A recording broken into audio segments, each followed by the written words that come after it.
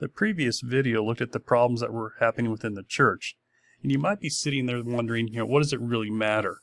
Well, it matters a lot because during this time period in history, it's often referred to as the period of the age of faith. So for people at this time, faith was the central part of their lives, that being the church. So problems that were happening in the church impacted their thinking and the way they acted. Because of that, the church responded in a number of ways. One of those ways was the development of canon law.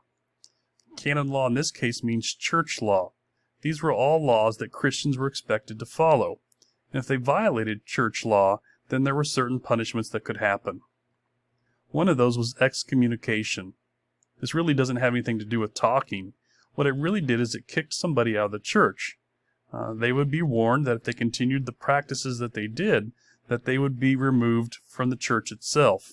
Removed in the sense that they were no longer considered Christian, and as such they could be punished by local authorities. Another power that the church had was the power of what's known as the law of Interdict. What this would do is it would cut off church services to a given area.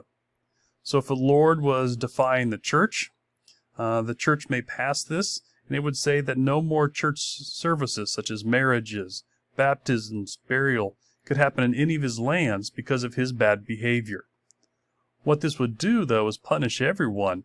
However, the thought process is that it would put the local people then would put pressure on the Lord so he'd change his ways. Another power that the church had for those that violated canon law was the use of the Inquisition.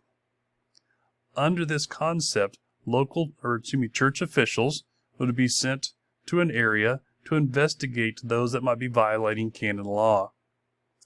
Initially, when these church officials showed up, you were given a chance to come and confess any wrongs or sins that you committed.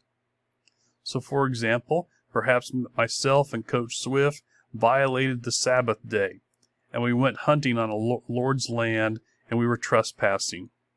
I came and confessed my sins about what I had done, but Coach Swift never showed up. Suddenly now, the investigations would begin. What Coach Swift would be labeled as is a heretic. A heretic is nothing more than somebody who violates canon law. So they'd begin to question Coach Swift about these actions, and if he denied these things and said that he hadn't done it, that he hadn't broken the Sabbath, hadn't been trespassing, hadn't been hunting illegally, perhaps they would begin to use the local officials to provide some persuasion. The inquisitors, or the questioners, the church officials, would rely upon these local officials to maybe influence Coach Swift. Maybe something like this. Maybe force some water down his throat with a funnel. And again, you can see the church officials in the background simply there asking questions. Or maybe they'd put Coach Swift on the wheel. So here he'd be turned on the wheel. At the bottom, again, you can see the local officials have built a fire, maybe to warm up Coach Swift's body and his tongue, so maybe he could speak the truth. And again, in the background of the church officials asking the questions, looking for a confession of his sins. Maybe a little time on the rack would help Coach Swift out. Or here we see a number of different methods. Upside down cross in the center. On the far right, this is known as strappado. Your arms would be tied behind your back. Weights may be applied to your ankles while you're lifted up, putting some pressure on your arms and your shoulders, a lot. And at the same time, the church officials are looking for the confessions. So, in essence, torture might be used to get confessions out of these heretics about the wrongs that they had committed. Another example of the great age of faith at this time was the Cathedral Construction. This is the time of the great construction of these buildings that we often think about today. Now, first of all, let's look at medieval architecture. Early architecture during the medieval age was the Romanesque style, highly influenced by the Romans. You can see some characteristics coming up on the screen: thick walls, rounded arches, fairly dark, simple buildings. These are almost like fortifications. They were quite common during the Dark Ages, and they were built to be sanctuaries for people, to to escape the attackers and such that may be out there. Here's an example of Romanesque. An inside example. So there's few windows. The windows they have tended to be high up. That's a security feature. So they seem to be kind of dark and dreary on the inside. Fairly plain. During our time period, the Age of Faith, year 1000, 1100, we start to see a new style. The style is known as the Gothic cathedrals. Again, some of those characteristics are coming up. Pointed arches, more difficult to build than rounded. The flying buttresses, you'll see examples of those here in the next few slides. But as they started building higher and higher up, they began to see the stresses on the building. Think about when you were a child, if you ever built with blocks and you build towers. The higher they got, the more unstable they became. So these buttresses were there to help provide stability. A lot more windows. The idea was to let the light of God inside. Very elaborate, ornate, taller. Here's Gothic. Here's interior of Gothic. Again, notice the pointed arches. The windows. Again, letting the light of God inside. It was built during a different time for a different reason. Security wasn't quite the issue that it was back in the Dark Ages. You can see here a little bit of the buttress arms.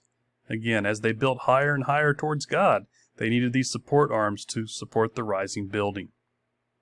Another example that you can see of the buttress arms. Here's probably my favorite picture, because you can see all of those characteristics.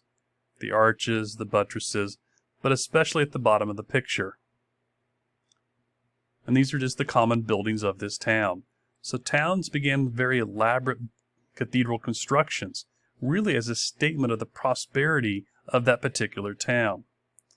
Cathedrals then would often bring in tourists, people to come see the cathedral, and that would be good for business. In fact, towns became very competitive. The town down the road may see that what you're building and decide to outdo your building. So if you're building one 200 feet tall, they may go for 300 feet tall.